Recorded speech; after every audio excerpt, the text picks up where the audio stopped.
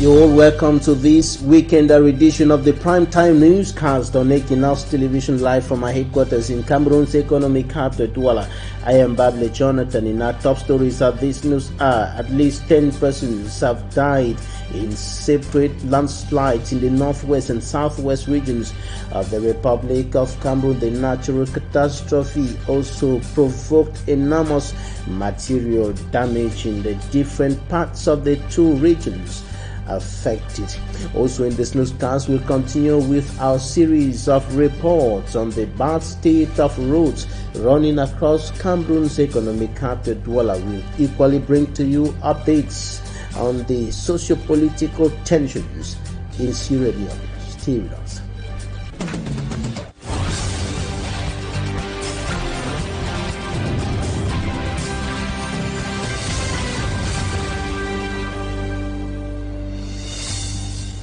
Thank you once more for joining us at this news. At least 10 persons have died in landslides in the northwest and southwest regions of the Republic of Cameroon. In the northwest region, the locality of Widikum was affected by a landslide, and in the southwest region, we're talking about Alo and Leone, which are localities in the Leone division in the southwest region of the country, and also the Bamenda-Mamfe road witnessed a similar incident that provoked enormous material damage. Immaculate Fogwe files in details. Heavy floods continue to cause havoc in several parts of Cameroon. At least 5 persons have died in a locality known as T-Ben in Widikum, Momo Division, the northwest region. The heavy rains equally caused River Momo to overflow its banks, submerging over 20 houses. Passengers moving in and out of Bamenda through the Mamfe Road got stranded due to the landslide provoked by the heavy rains. Is that the area is the high risk areas for floods? If you go and build on the plain, on the flood plain, what do you expect? When the rivers come and they swell and there's no way for them to expand, they move into the nearby flood plains and they swallow up the whole area. So it's the problem of building in the risk zones. Those who are building have not had any building permits. They were advised to leave the area, but some of them said they will pray to God, and that's what the occurrence will not happen. But it has happened again. I'm not mocking God. I'm saying that it's good at times to use reason to be able to avoid problems. So, in order to ease circulation, locals made use of spades to help push the mud at the side of the road. To prevent other casualties, the mayor plans taking the following measures. This time around, the council administration and the local forces there will be very, very swift and hard on how to remove them from that place. They will no longer inhabit the place. They have to go to where they mark to go and resettle. They have to go there. They will no longer stay in that zone because they don't want to hear that people have died because of administrative tolerance. No tolerance this time around. They must leave to the settlement area. Still in the southwest region, but this time around in Alo and Leone villages in Leone division, 5 other persons gave up the ghost as a result of floods. This is the first time that Alo and Leone are witnessing such a scene. Another part affected by floods is Banya village in Mamfe, Mangu division. Over 30 houses were submerged in floods, causing residents to be stranded.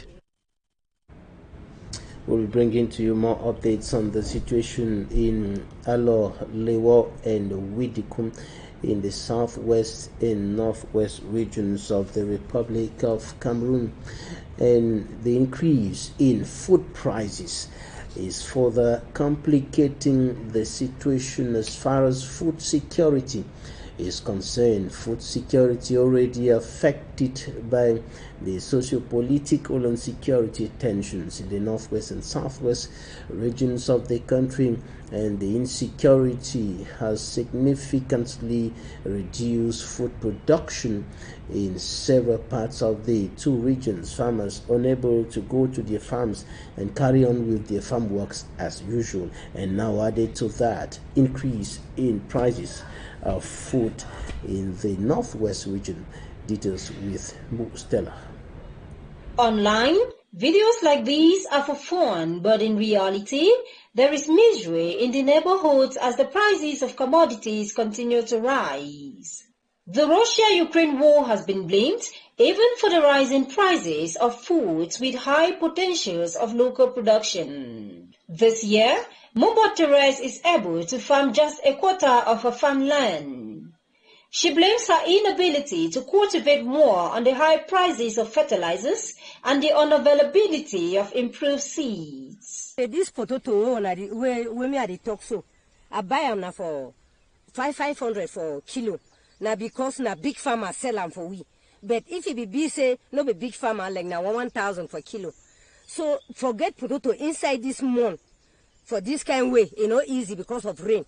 And then if be fine seed, so fertilizer don't too much, and then do well like how you see the one so. Therese is not the only affected. In her farming group, the over 20 members face similar challenges in food cultivation, further compounded by the armed conflict and the lack of farm-to-market roads. Their inability to produce now means a food crisis in the future as the population continues to increase.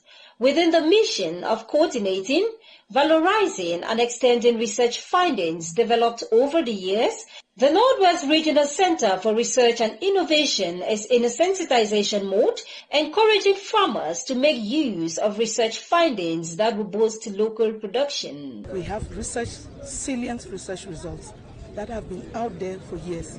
We've worked on them and we've even worked and innovated on some of the research results.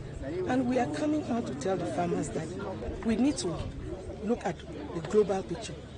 While looking at the global picture, let's start from the local level. So we are giving them the basic seed, which they go out now and they'll produce clean seed material. And then that's how we'll have the multiplier effect.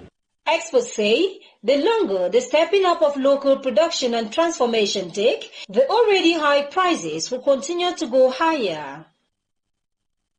Now we continue with our series of reports on the bad state of roads running across Cameroon's economic capital, Douala. In the report coming up next, Lucy Liengo shows us how bad some of the roads in the town of Douala are.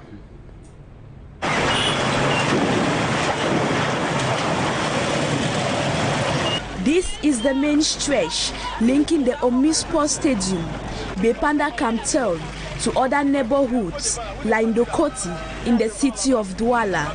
Motorists and pedestrians complain of its degrading state, slowing down their movements and putting to risk their lives. With the state of the road with this big hole, here we are standing is the pedestrians track. The vehicles are forced on the bike to come up, and then they are fighting with the pedestrians, those who are trekking, and those small traders that have their small market things by the roadside. Even the people who move on foot, they cannot still pass. We have been falling here every day. According to the population, most roads are arranged only during major events and later abandoned. The football tournament which just passed the CAN, they just degraded the road, and immediately just the very morning started getting bad. From the time we had the CAN and that the reunification stadium was not to be used, they just stopped the work like that. And then we have been living this for so many, before the CAN and up to now we are living this stage. Meanwhile, taxi drivers also complain of taking their cars to the garage every day. Ici comme à 14. Here, like in Peka 14, once you use the stretch, automatically you must go to Cam Yabasi to change some parts which has been damaged due to the bad state of the roads. There is no good road in Douala. We are tired of changing our tires, our shock absorbers. We don't know what to do. They keep asking us of visite technique every day. Nous demandons tous les jours les visites techniques. The roads, which are characterized by potholes, are now very small to accommodate the increasing number of taxis, heavy-duty trucks and buses, coupled with the prevalence of heavy rains. Over 40 Navy officers of the Cameroonian Navy left the country earlier today for Brazil, and they're going to be taking part in the celebration of the Independence Day of that country. And this goes a long way, according to the officials, to strengthen bilateral and military ties between Brazil and Cameroon. Anabila reports. Securing the maritime space in Cameroon and even beyond has been one of the priorities of the Cameroon Navy. Raising the Republic of Cameroon in 2018 signed a bilateral cooperation with the Federal Republic of Brazil on maritime domain awareness.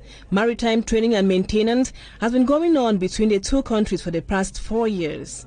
To reinforce this dynamic cooperation between Brazil and Cameroon, over 40 young officers of the Cameroon Navy have left the country for Rio de Janeiro in Brazil on board the vessel Leone. While presiding over the send-off and the launching of the activities of the Cameroon Navy, which as well coincides with the bicentenary celebration of Brazil's independence, the Rear Admiral Jean Mendoa, Cameroon Navy Chief of Staff, says his collaborators who have been assigned for a one-year mission are armed with the knowledge and competence to represent the country. On his part, the Navy Chief Captain Colonel Francis Ngangwa adds that it's the very first time the Cameroon Navy is going to work across the Atlantic Ocean. C'est une mission inédite. It's a one-in-a-lifetime mission. By the 13th of August, these officers should have crossed the Atlantic for the very first time, and we will be one of the very rare sub-Saharan Navy to do that. Alors l'une des rares marines subsahariennes. As the vessel Leone left with the young Navy officers, it was an emotional moment for the family members present. I'm so excited as a young mother to see a son traveling, going abroad for a mission. I'm going to miss him, but now the world is a global village. Where he is, he can easily communicate with us. Christians, the sea lions on the move. The Navy officers will have to work closely with the Brazilian Navy in Rio de Janeiro for more than a year before coming back to base. Today we are bringing to you one of the most appetizing and appealing traditional meals in the Republic of Cameroon. It is commonly known as water fufu and ero, eaten very much by people from the southwest region of the country, but also the northwest and other parts of the country. In fact, it is a traditional meal that is eaten across the board. Details in this report with Immaculate. Water fufu and ero is a Cameroonian dish that originates from the southwest region and is mostly eaten by the Bayangi people, given that it is their traditional dish. Due to its unrivaled taste, it is loved by both French-speaking and English-speaking Cameroonians. In 8 out of 10 restaurants that sell traditional dishes, this delicacy is included on their menu. To prepare ero, you need... We have this is a meat. I have stockfish. I'm actually putting stockfish because I had stockfish in the restaurant. But most of the time we use fish, smoked fish, smoked meat or fresh meat. It all depends on your own taste. Here, again, it's kanda. When you look at my area, as small as coconut sweet. Why I did it this way is because when you do it, when you cut it smaller, it stays lesser in the pot. So you will not get the green, the brown ero, you get the green ero. I use lesser water leaf. This is my water fufu. I just had to wash it again. You see, I'm actually removing the water for the last time. After washing the water fufu, when I buy from the market, I don't cook it direct. Look at what comes out. After buying from the market, I still come and wash it to remove this. I have to rinse it 2-3 times, like you see, this is the last water I'm removing, to make sure it's really clean. Gary, oil, crayfish, my pepper. It's now time for the magic to begin. If cooking ero has been a tedious task for you, then henceforth you will have a different story to tell. We have a stockfish, a fish and a meat already there with a bit of stock. The kanda will be going in. The water leaf is added more of the stock. That's what is going to cook, actually cook this. There are times we think our ero is small or it's too hard and we're afraid to add the water leaf because we started with water leaf. What I'm doing is water leaf can come up at any time and then the ero can be added at any time. This is just what I want to. So I use 1/4 liter of oil onto this ero and I still need a bit of oil. Some people prefer it this way. Some people like to eat it without oil. Some people like it with more oil. There might be many methods, but one principle. I follow the principle, but I tried another method of adding and adding. So there is just no way you can tell somebody you don't know how to cook eru. You just follow the principles of eru and you work on your method.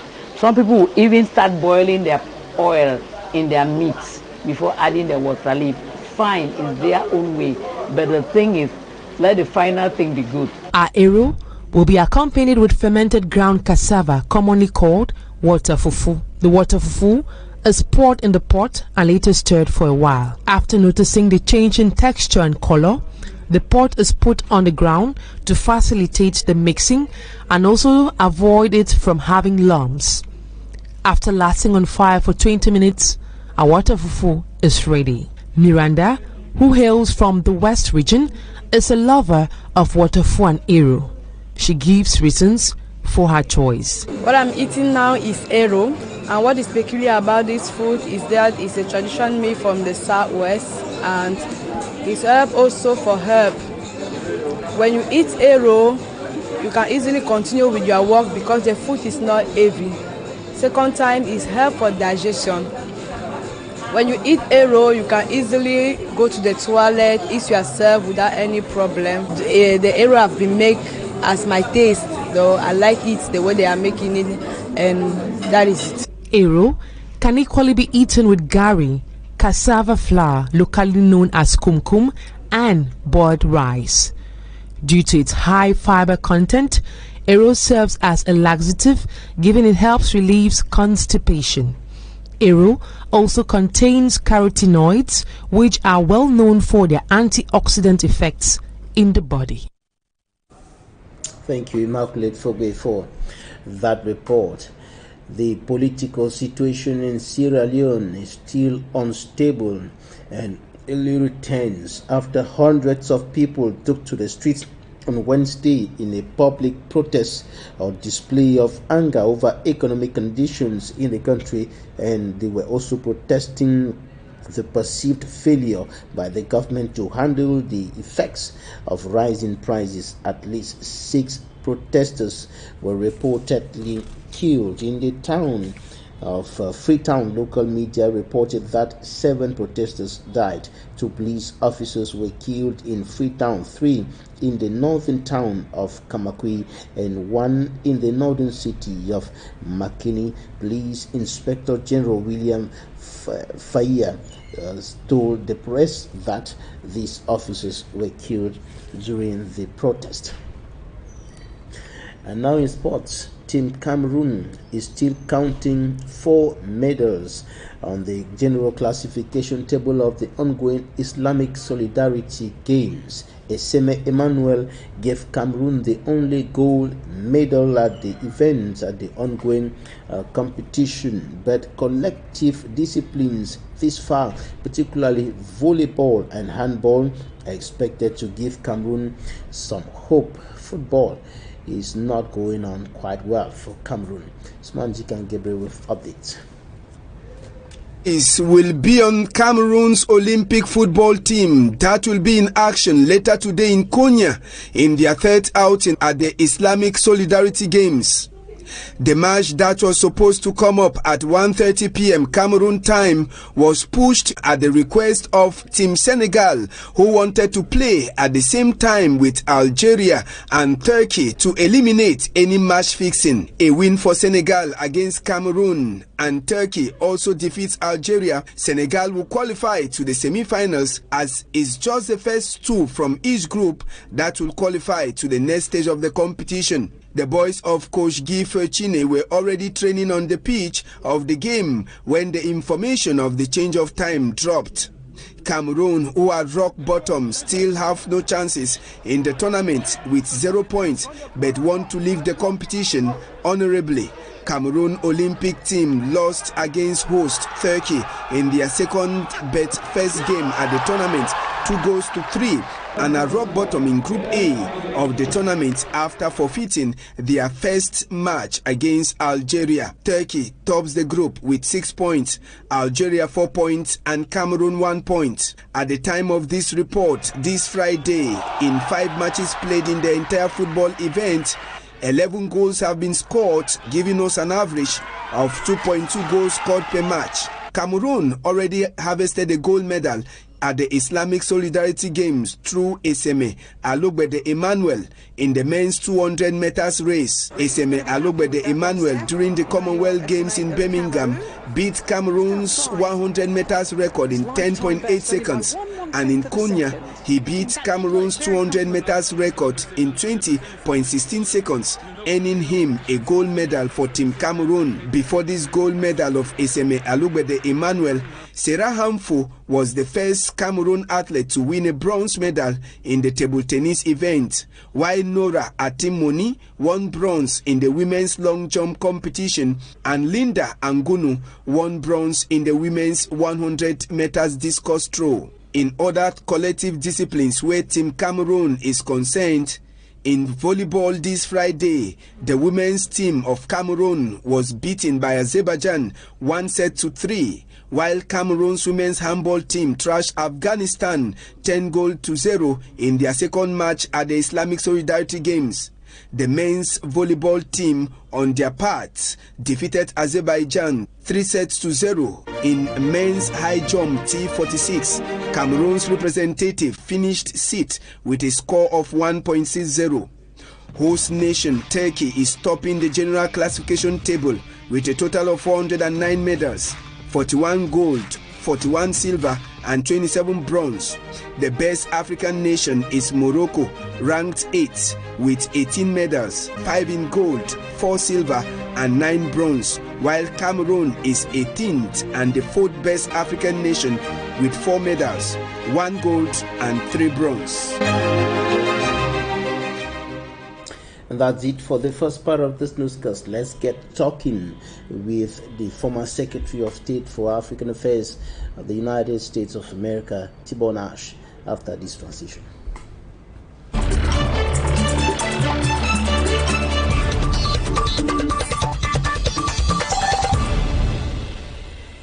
Former United States Secretary of State for African Affairs, Tibor Nagy, is our guest today, and we'll start by getting to know from him what hindered him from doing much as far as issues in the Republic of Cameroon is concerned, particularly the northwest and southwest regions of the country, the tensions, the political and security tensions prevailing there.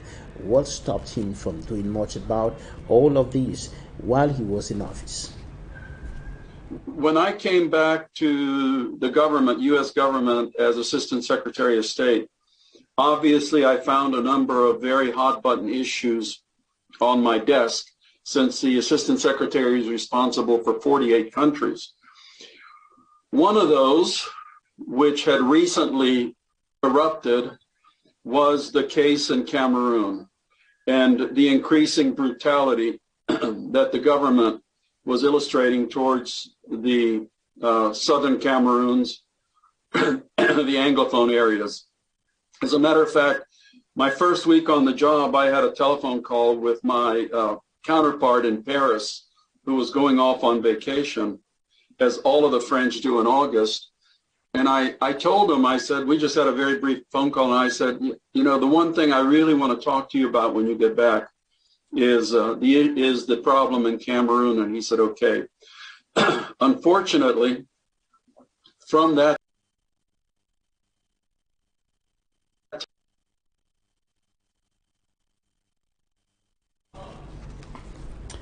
the former U.S. Secretary of State, Tibor Nagy, former U.S. Secretary of State in charge of African Affairs, was speaking to us today about his stay in Cameroon and what he, or rather his stay in office.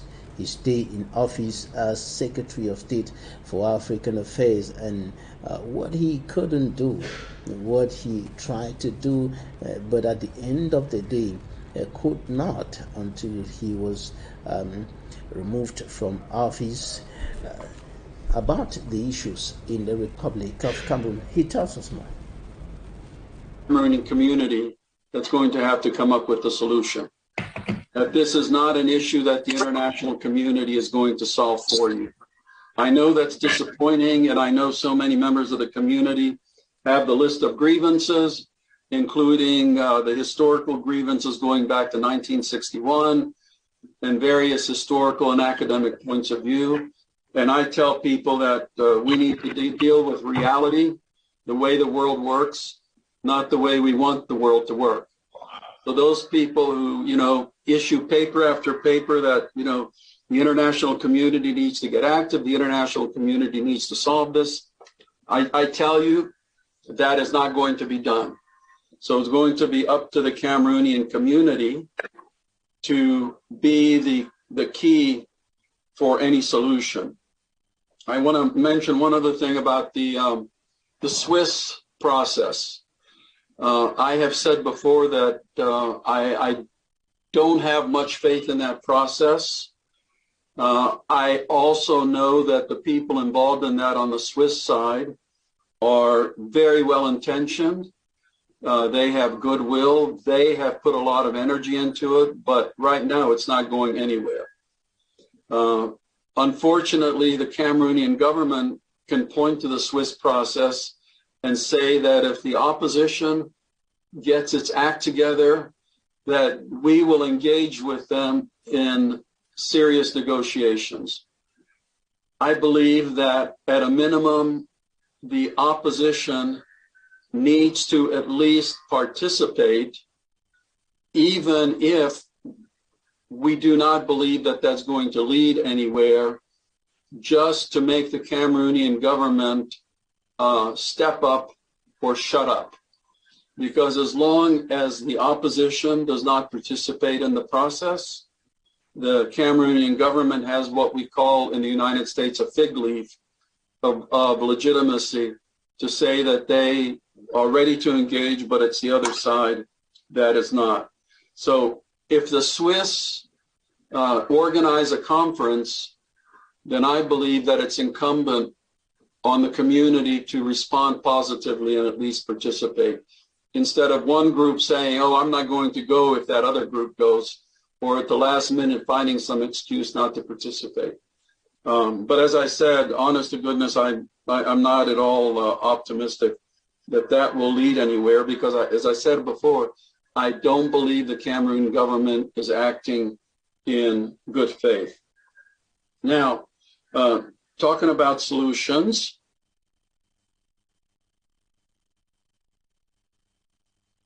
Bonage is talking there about the solution, and he simply thinks that Cameroonians have to solve this problem. Shouldn't be expecting any solution from the international community.